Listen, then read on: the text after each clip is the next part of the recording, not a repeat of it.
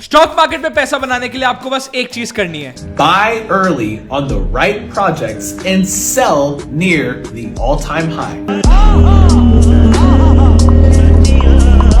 पर मेन सवाल यह कि कंपनीज की सही वैल्यूएशन कैसे निकाले, कैसे पता करें कि ये कंपनी अभी महंगी है या सस्ती है। उसके लिए हमें फंडामेंटल एनालिसिस सीखना पड़ेगा and that's the topic for today guys. Today I will be talking about this gem of a book, the little book of valuation by Aswath Damodaran. This book is very small, very tiny, but this has a lot of pieces of wisdom. Watch this video till the end guys, क्योंकि अगर आप fundamental analysis सीख लेते हो तो जिंदगी और portfolio दोनों में मल्टी बैगर्स का बौछार होने वाला है।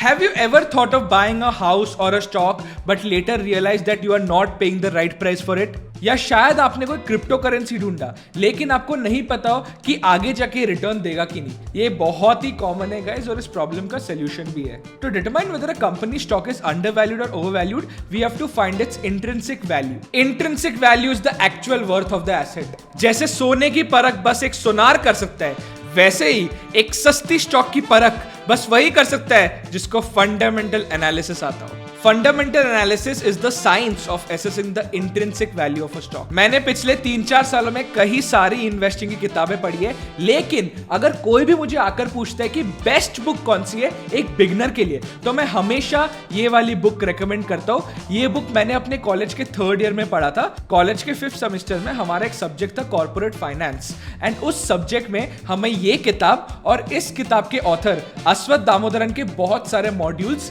सिखाए और पढ़ाए गए थे। एंड गाइस वो सब्जेक्ट मुझे बहुत ज्यादा पसंद था, and not just corporate finance. मेरे पूरे कॉलेज के डिग्री में मैंने सिर्फ फाइनेंस के सब्जेक्ट्स पे ही ध्यान दिया है, बिकॉज मुझे जेन्युइनली बहुत ज्यादा मजा आता था derivatives, personal finance, corporate finance, risk management के बारे में पढ़ने और उसके एग्जाम्स लिखने में। For people who don't know Aswath Damodaran, he is a professor of finance in the Stern School of Business, New York University. He is an absolute legend guys. He is also known as the dean of valuation and god of corporate finance. If you search for Ashwath Damodaran on YouTube, you will find a lot of videos, talks at Google, primer on different valuation techniques, and also analysis of some of your favorite companies like Zomato. I would highly recommend everybody to check out his videos. और इस tip के लिए मुझे एक छोटा सा commission चाहिए, अभी के अभी इस वीडियो को लाइक कर दीजिए। And now it's time for the main part of the video, 3 key lessons from this gem of a book. Let's begin. Number 1, always understand why you are analyzing a company.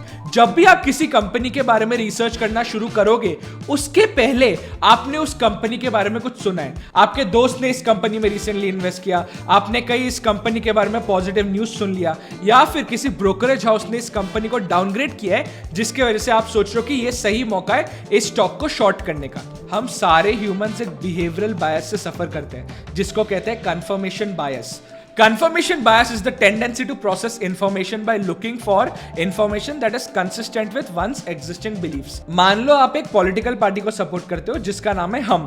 अब अगर एक news channel constantly हम को criticise करता है तो eventually आप उस न्यूज चैनल को देखना बंद कर दोगे और उन्हीं न्यूज चैनल्स को प्रेफर करोगे जहां पे हम के बारे में अच्छी बातें होती है।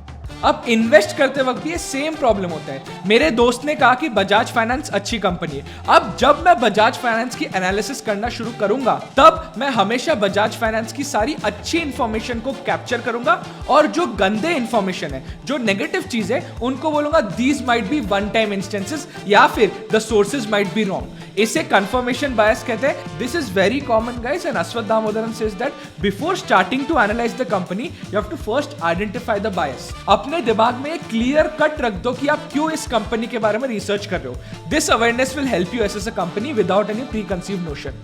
Second point, Ashwath Damodaran is a strong believer of keeping things simple. He only emphasizes on 2 types of valuation techniques, intrinsic valuation and relative valuation.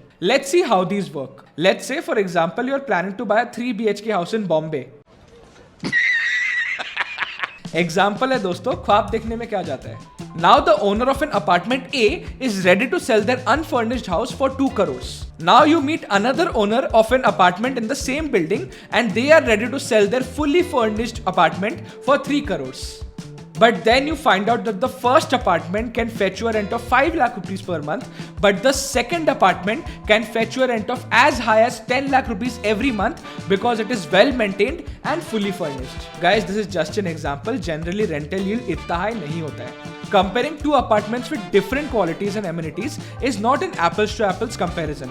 And that's why to get a standardized variable, we should divide the price of the house by its annual earnings. This is known as the PE ratio, guys, price to earnings ratio, and this is a very common valuation metric. So let's put these numbers into equation. PE ratio of unit A is 2 crores divided by 5 lakhs, which is 40, while the PE ratio of unit B is 3 crores divided by 10 lakhs, which is 30. Since the PE multiple of B is lower, this is clearly a better investment option because you are paying a lower amount for each rupee of the apartment's earnings. Similar valuation ratios can also be used for stocks. You can compare IT stocks of similar market cap via PE ratio. But guys, PE ratio does not give you a clear picture. ऐसा नहीं है कि अगर Wipro का PE ratio TCS से कम हो तो Wipro is a better investment option.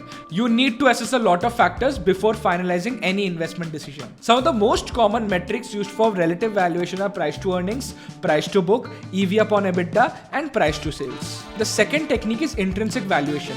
Intrinsic value of any company is the present value of all the future cash flows discounted at an appropriate rate. Let's say मेरा एक business है Sharma industries. पहले साल में Sharma industries का free cash flow, which is the actual cash earned by a company, is 10,000 rupees. अब हर साल Sharma industries का cash flow 10% से बढ़ता है. तो अगले साल मेरा cash flow होता है 11,000, फिर 12,100, so on and so forth. But these are cash flows which Sharma Industries will realize in the future. But I want to find out the present value of all these cash flows. For that, I'll use a discount rate and then discount all the future cash flows accordingly to find out the net present value of the company's share price.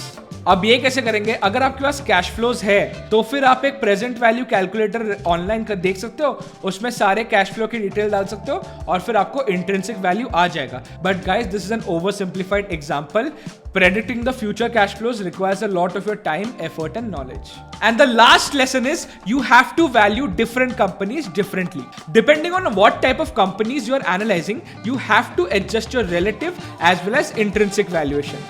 For example, you have to look at Zomato as a growth company, Vodafone Idea as a company in decline, and Tata Steel as a highly cyclical commodity company. And all these companies will present different difficulties. Professor Damodaran explains how to see all these companies differently in this book. Zomato being a growth company, we should focus on how scalable the revenue growth is. Typically, margins will increase as the company matures, but initially there will be a very high burn rate. For a company like Vodafone Idea, we should look out for capital expenditure.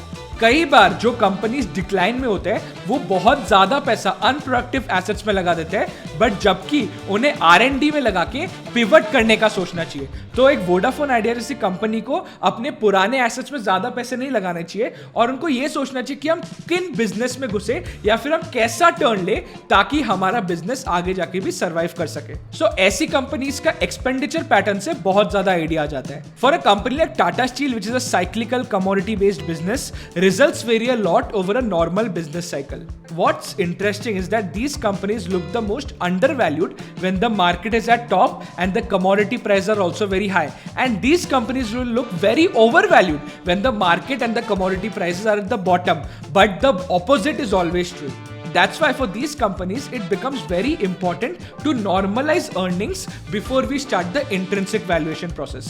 Guys, normalized earnings company के profits होते हैं जिसमें seasonality and one time extreme expense या फिर extreme sales का जो effect है उसको हटा देते हैं. अब क्योंकि टाटा स्टील जैसी कंपनी का किसी साल में बहुत ज्यादा earnings और किसी साल में बहुत कम profit होगा, ऐसे stocks को जब भी हम analyze करना शुरू करेंगे उसके पहले हमें उनके normalized earnings निकाल लेने चाहिए. बेसिकली सीजनैलिटी का जो इंपैक्ट है उसको कम से कम कर देना चाहिए. एक एग्जांपल से समझते, किसी भी कमोडिटी कंपनी को एनालाइज करने से पहले पिछले 10 साल का कमोडिटी प्राइसेस निकाल लेंगे और उसका इंपैक्ट रेवेन्यू और प्रॉफिट्स में देख लेंगे और फिर बाद में जो भी एडजस्ट करना हो वो पहले एडजस्ट करना पड़ेगा, फिर ही हम एनालाइज करना शुरू कर सकते हैं. So these were the 3 important lessons from the book. Ashwath Damodaran ने ये बुक बहुत ही ईजी बनाई है. ये बहुत छोटी है और इसमें पेजेस भी कम है, तो आप ये 2-3 दिन में खत्म कर सकते हो. I would highly recommend that if you are a beginner and if you want to learn more about fundamental analysis, then you should definitely get your hands on it.